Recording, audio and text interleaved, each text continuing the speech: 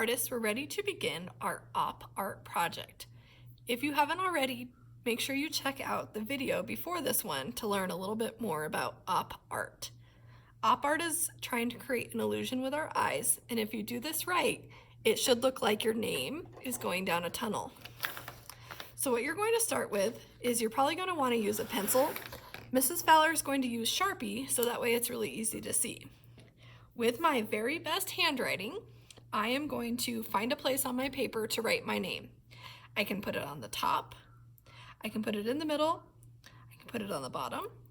You can turn your page so it is portrait instead of landscape and put your name somewhere. That way you can write it diagonal. I think I'm going to just keep mine in the middle for this one. So with my very best handwriting, slowly and carefully, I'm writing my name. You can change the size of your name.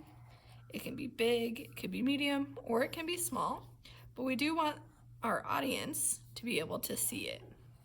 So don't write it itty bitty teeny tiny. Great. Mrs. Fowler with my very best handwriting. Now, if you're feeling confident, you can work right with Sharpie, but pencil is going to be better. What I'm going to do now is I'm going to put my name in a cloud, and I'm going to try to go around each letter. So the curves of my cloud, one goes around the M, the R, the S, and then I'm going to do that for each letter. Some may be bigger than others, but that's going to just make yours a little more interesting.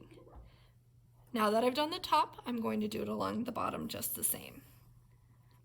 The curves go around each letter.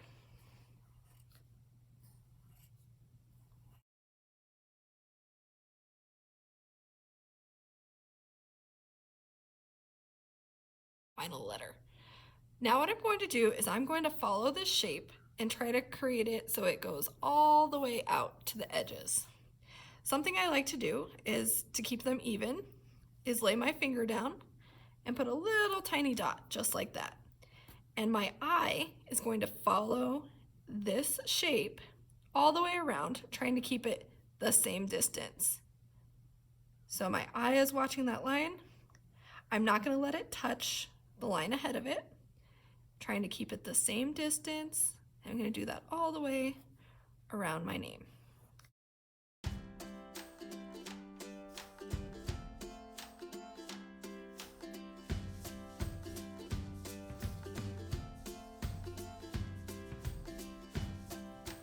Great.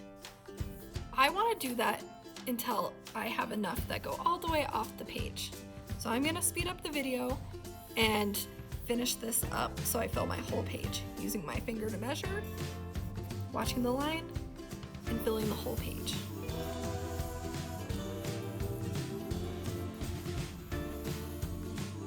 You notice that I've gotten really close to the edge here, but I have lots of space to still draw lines. So once I get over to that area, I'm just going to get to the edge of my paper and pretend to draw on the side here. So follow along. Oop, there's an edge. Continue.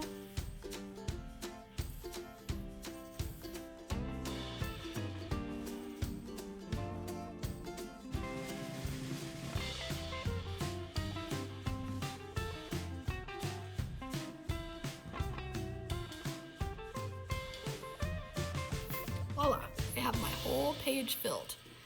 You'll notice that that's how it's kind of tricking our eye. It looks like it's going down a tunnel, or the name is sitting up on top of a pyramid almost, and then it goes straight down like steps. The next step of this project is going to be to divide it up. You could either divide it in half with a vertical line, you could divide it in half with a horizontal line, side to side, or you can put an X through it with two diagonal lines. It's up to you, but I would like you to use a straight line to divide your page. I am going to use a pencil for this part because these lines are just going to act as stop signs. I think I'm going to do a vertical line, and then I think, how about diagonal? So I'm going to go diagonal from the corner here all the way across, just like that. So now that I have my page divided, these pencil lines are going to act as my kind of stop signs for the color plans I want you to do. In one of the sections, I would like to see warm colors. Now, warm colors are the ones that remind us of being warm, like sitting next to a campfire or the sun. Those colors are red, orange, and yellow. So I'm going to color this section using red, orange, and yellow, but I'm using the black lines as stop signs and this pencil line as a guideline. Something that I like to do is trace along the edge there of the pencil line so I just really can see where I need to stop. I'm also stopping at black lines, tracing around.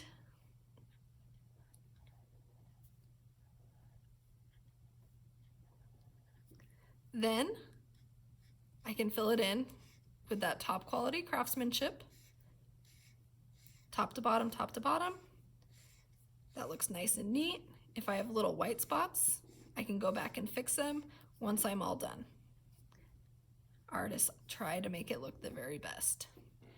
Then I'm gonna go to my next color. Remember that pencil line is a stop sign. Trace along it. Then I can trace the shape. Black lines are also stop signs if you're used to Sharpie. Whoops, stop. There's the pencil line. Back around the outside here.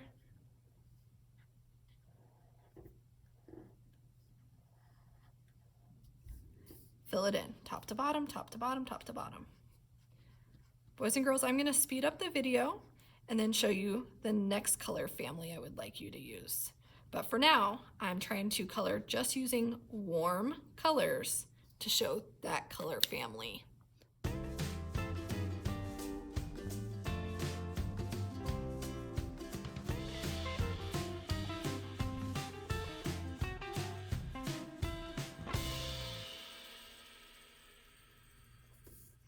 Now that I've finished my warm colors, I'm ready to move on to my next color family.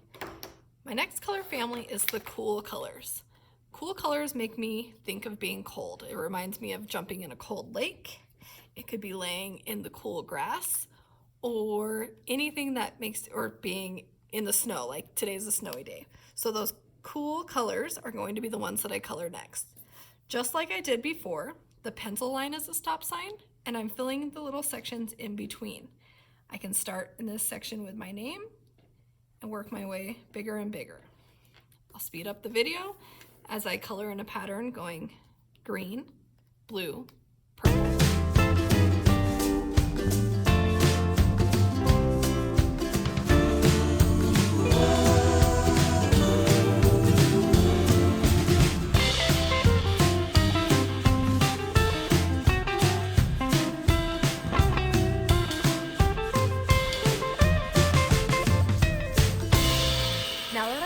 Using the warm color family and the cool color families, I have a couple of choices.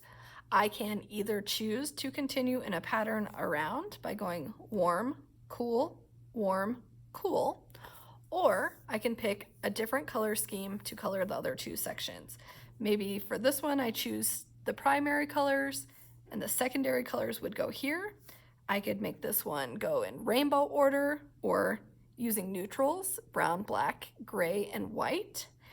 Have some fun and make this unique and special for you. I'm going to finish coloring mine, but remember, yours does not have to be exactly like mine. Artists show the viewers the way they see the world and try to come up with unique and new ideas.